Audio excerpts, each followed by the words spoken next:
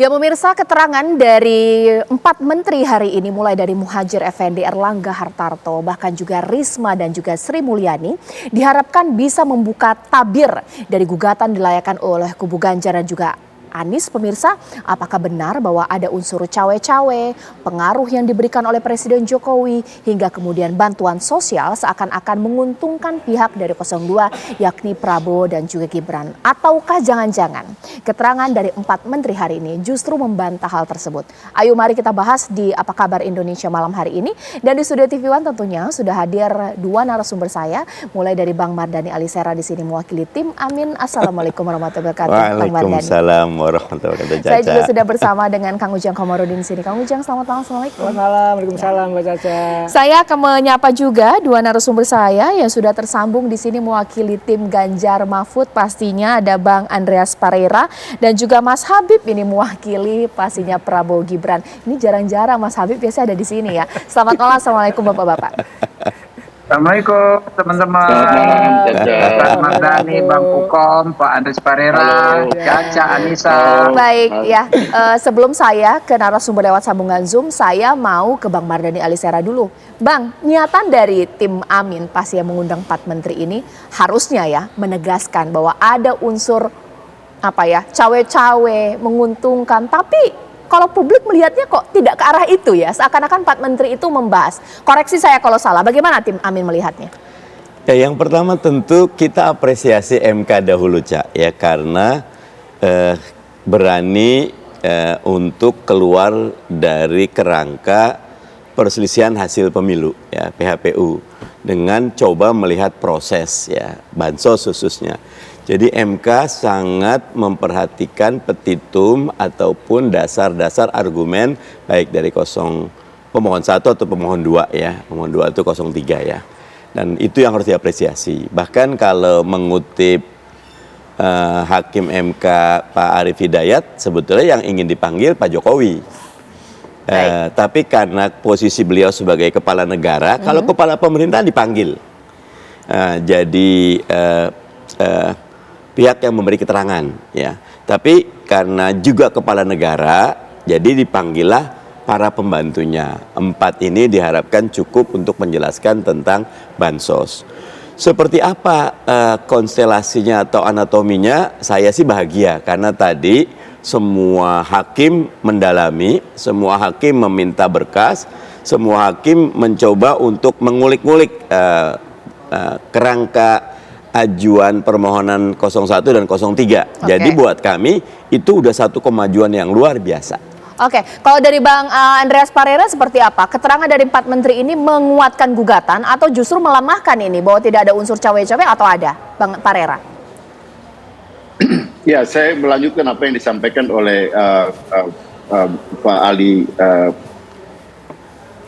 Bang Mardhani, Halo? Bang Mardhani maksudnya? Oh, sorry, Bang Mardhani ya, Bang Mardhani Alisera.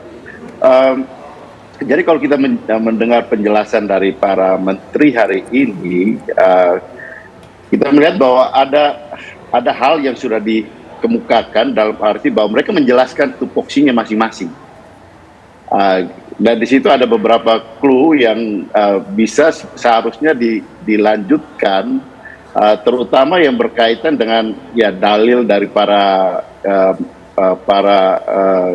penggugat yang berkaitan dengan banjirnya bansos pada saat pemilu kemarin gitu.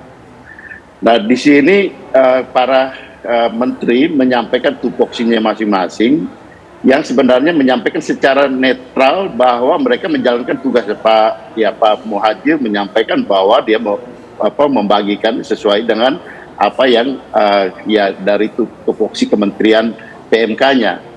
Bu Risma menyatakan bahwa tidak, beliau tidak membagikan atau kementeriannya tidak memberikan bantuan dalam bentuk beras tersebut gitu. Tapi beras ini ada gitu, dan dalam jumlah yang besar pada waktu itu gitu. Dan di sini sebenarnya ada satu instansi yang sebenarnya tidak diundang di sini. Tapi di dalam pernyataan dari para menteri tadi bahwa mereka punya kewenangan dan punya anggaran untuk itu.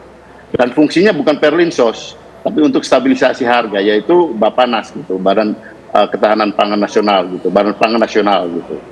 Dari di sini kan sebenarnya ada hal yang belum terkuak lebih jauh yang berkaitan dengan ya bansos ini gitu.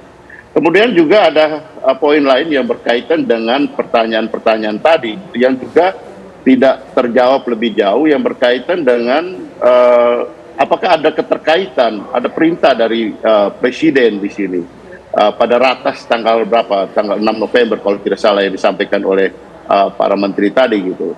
Nah, ketika ditanyakan yang menjawab itu adalah Pak Menko Equin, Pak Erlangga di situ.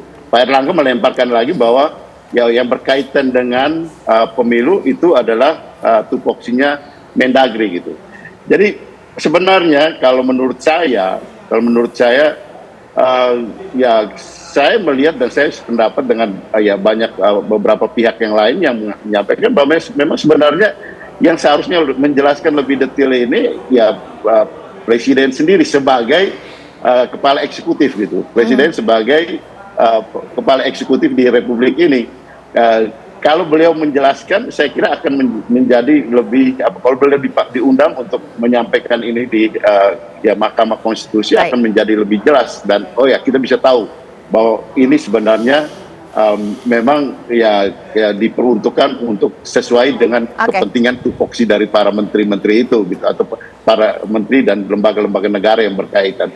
Jadi ya menurut saya ada bagian yang sudah dijelaskan yang mulai membuka pertanyaan-pertanyaan besar yang berkaitan dengan ya cawe-cawe presiden, yang berkaitan dengan barang yang dicawe-cawe itu yaitu ya salah satu di sini adalah bansos yang mempunyai keterkaitan elektoral yang merupakan dalil dari para penggugat tadi.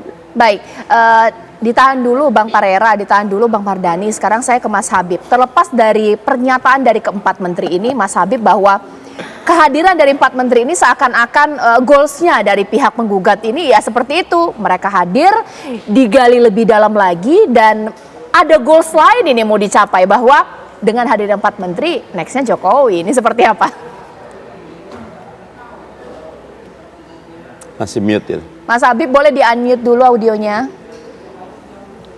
Ya, kalau mengacu kepada pengalaman saya berpraktek beracara di Mahkamah Konstitusi ya sejak 2009, 2014 ya, rasa-rasanya pemohon hari ini sudah game over dengan hadirnya empat menteri. Ada setidaknya 5 statement penting yang disampaikan oleh empat menteri tersebut yang secara telak sangat telak memukul semua argumentasi, semua tuduhan yang diarahkan paslon 1 dan paslon 2 dalam nota atau dalam memori permohonannya. Saya bacakan singkat saja dan jangan dipotong.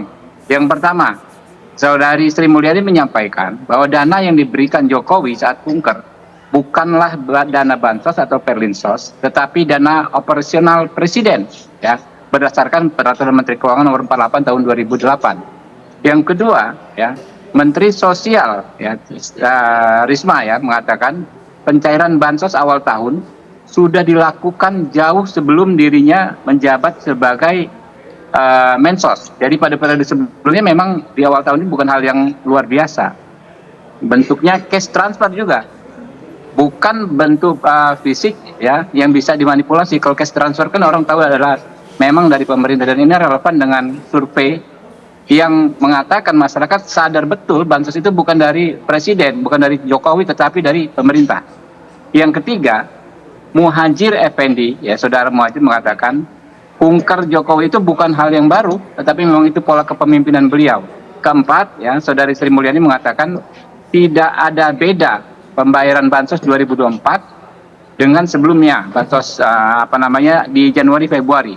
Bahkan 2019 kalau Anda bandingkan itu 5 kali lipat dari 2018, itu 15 triliun di 2019, dan 2024 itu cuma 12 triliun, tidak ada lonjakan sama sekali. Dan yang terakhir Sri Mulyani mengatakan penyusunan APBN terkait bansos terutama tidak ada kaitan dan tidak dipengaruhi sama sekali soal susunan paslon pada Pilpres. Jadi dari hulu ke hilir seluruh argumentasi yang dibangun bahwa pemerintah memanfaatkan bansos untuk pemenangan paslon 2 dibantah oleh 4 menteri yang hadir tadi. Sehingga menurut kami sidang kali ini sebetulnya kita sudah tidak memerlukan kesimpulan secara teknis, mensubmit memori kesimpulan. Masyarakat, publik, rakyat bawah sudah sangat paham ya bahwa tidak benar yang dituduhkan selama ini. Sehingga menurut saya kita nggak mau mendahului, insya Allah hakim konstitusi akan bersikap sebagai negarawan ya, akan menolak permohonan paslon 1 dan paslon 2.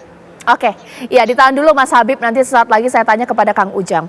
Ini bukan persoalan hukum tapi juga persoalan politik. Kalau kata Mas Habib ini sudah game over. Apakah bahwa ada yang disasar lain nih dari tim kubu dari Ganjar dan juga Anies bahwa bukan game over tapi game on? Masih ada lagi target berikutnya. Sesaat lagi.